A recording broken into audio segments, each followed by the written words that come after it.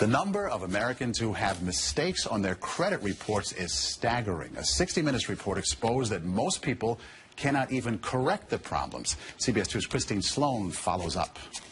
Meg Pasternak says a mistake on her credit report nearly destroyed her credit. We had to present so much documentation to say this wasn't ours, and then we still had to pay something to get rid of it. Pasternak says it took months to resolve the problem. You feel kind of helpless because they got you under the gun if you need to get a new car or a house or for anything. Pasternak is not alone in her frustration. A new government study finds up to 40 million Americans have mistakes on their credit reports. But an investigation by Steve Croft on 60 Minutes finds most people get nowhere trying to correct an error. Ohio's Attorney General tells Croft that is a clear violation of a federal law. The federal law says that if you believe that there is a mistake, you can go to them and they have an obligation to do a reasonable investigation.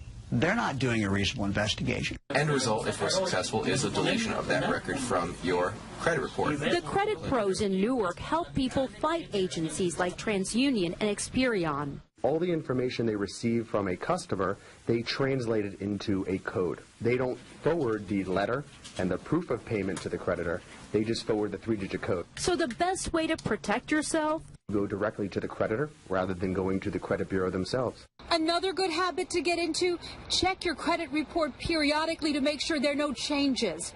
In Clark, New Jersey, Christine Sloan, CBS 2 News. And like 60 Minutes, we were unable to get an actual person at the 3 credit reporting agencies. 60 Minutes was referred to the spokesperson for the agencies, who provided a statement citing an industry-sponsored survey that showed 90